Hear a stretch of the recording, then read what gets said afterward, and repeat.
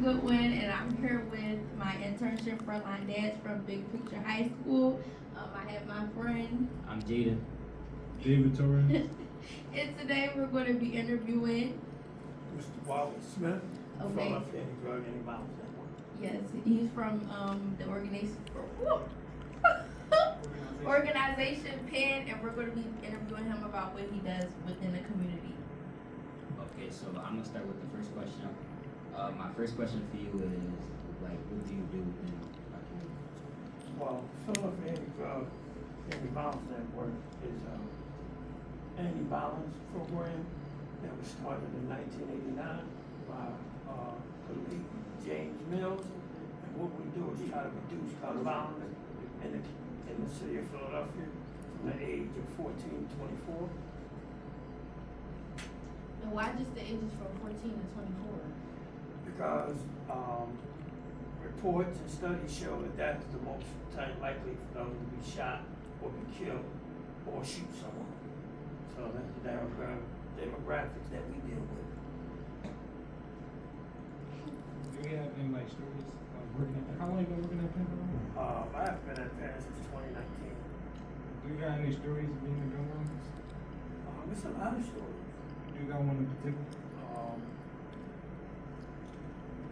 Yes, I have one, a good fine student, ex-player of mine, played at Orton Reed, went to Bloomsburg, stayed, played ball, graduated, came home back to Philly to take his grandma to a dental appointment and was gunned down, senseless, for nothing. So that constantly bothered me all the time, because he's one of those great guys that came out the Grace Ferry area, that did all the things right, and lost his life since.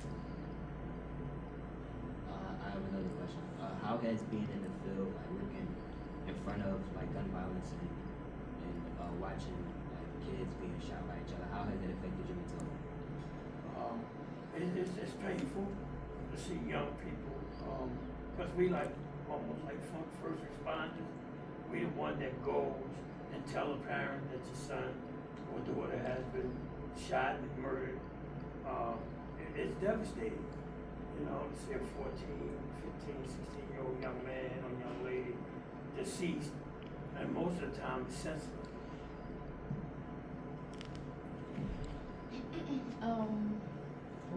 So what do you specifically do, like, within the organization?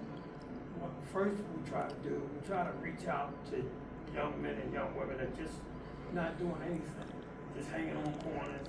We try to convince them that we have resources that can help them get their lives on track, help them do something productive for themselves and their community.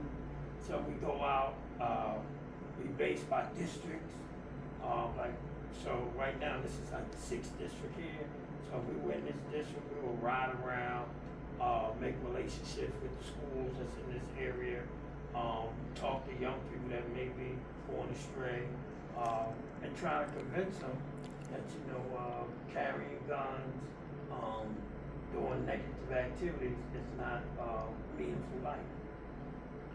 What are some like the resources y'all got here? We have resources where we help them find employment, we help them get IDs, because a lot of them are invisible.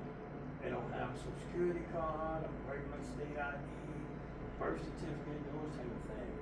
We try to get that for them first, then we try to refer them. That's why the biggest part of paying Philadelphia Drug and Violence Network is the network. We create a network of resources for young people who want to come back to school.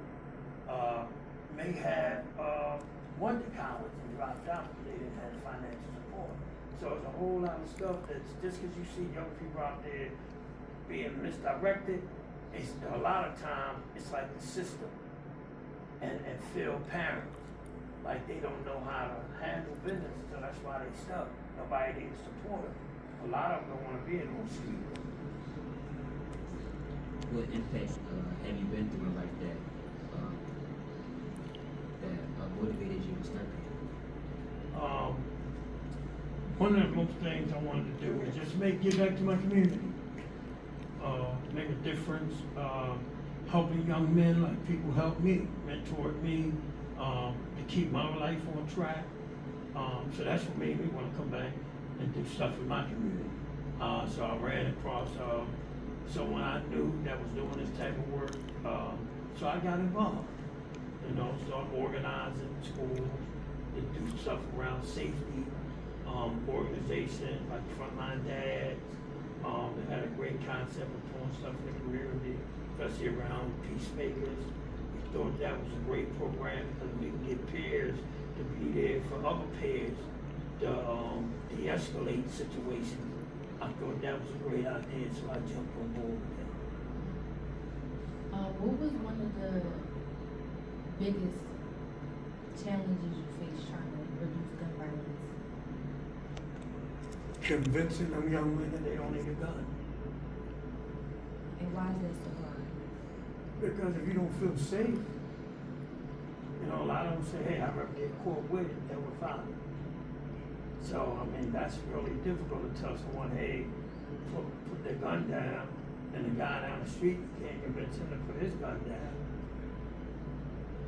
So it's a challenge. And you said that you started working at PN in 2019, so do you think that it's got it more complicated or got easier to try to reduce it, like with the convincing and the, like, did you see a bad change or a good change, like I've seen a bad change, because I started there in 1997. I left to go to high school, but when I retired in 19, I went back to pay. And what I saw from that to then is just too many guns that's in our community. So everybody has a gun.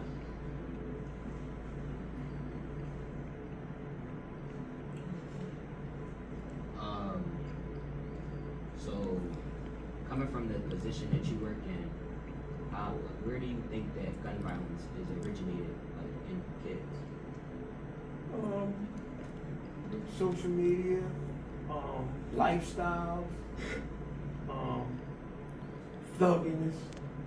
Like it's popular, or if I shoot somebody, I'll be famous, or I get a reputation in my community. So violence, period, gives you a sense of manhood. You talked about like fatherhood and stuff. Do you think that got something to do with like gun violence and stuff like that? Yes, that's a big problem. Because if there's more fathers around being fathers, they'll teach young men the proper way of having manhood and having a weapon or harming somebody that don't develop manhood. So what happens, young men attempt to try and see what manhood is. They see a gangster flick or hear gangster rap that empowers them, but they don't have a man showing them how you wear manhood, how man have character. So that's what a lot of the problems. But when you say manhood, are you just like suggesting that gun violence is just affecting men? The majority in Philadelphia, the majority of African American males are being killed opposed to young women.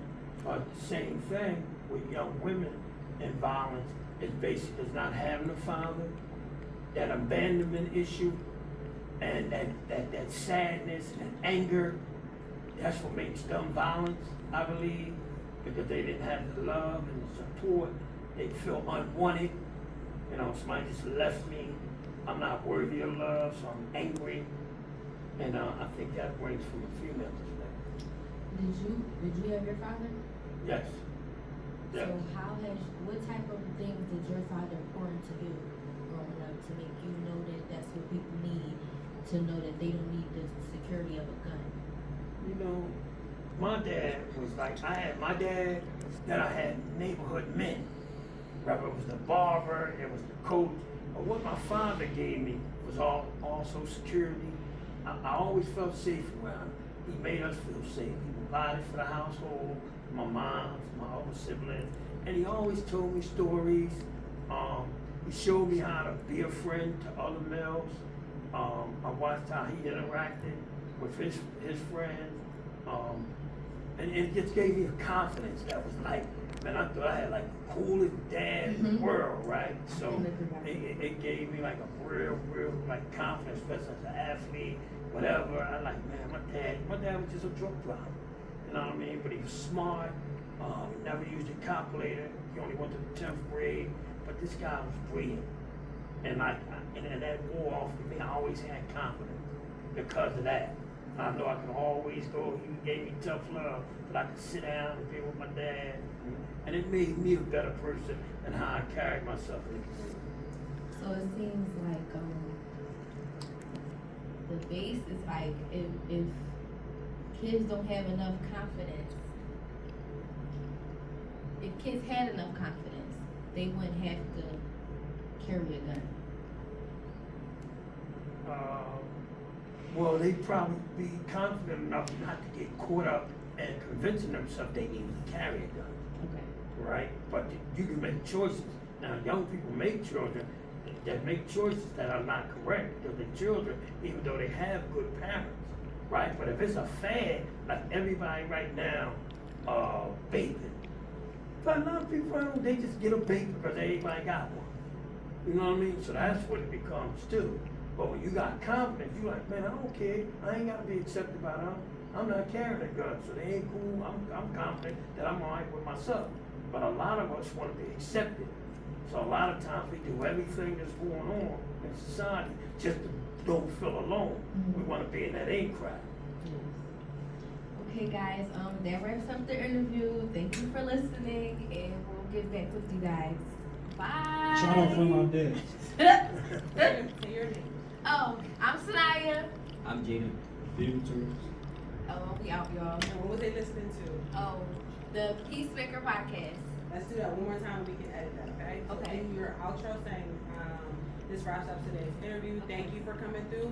Can you please tell the people once again how they can find more information about your organization? Okay. Then do the 3 names. Okay. Now, after you do the 3 names, thank you for listening to the Peacemaker podcast. Thank Shout out you. to Frontline Dads. Okay, yeah, shout out to Frontline Dad. Okay. Okay, that basically wraps up the interview. Thank you guys for listening. Do you guys One more time, it's fine. that basically wraps up the interview. Thank you guys for listening. Do you have any other information you want to share? Yes, we have a hotline, 215-940-0550, 24 hours. Call if you feel unsafe or if you feel that you have some information and you're looking for help to do the right thing. Call that number, 215-940-0550. Okay. I'm Sanaya. I'm Jaden. I'm David Torres. You were listening to the Peacemaker podcast, and we're out. Shout out from my dad. Yep. Bye, guys. Woo!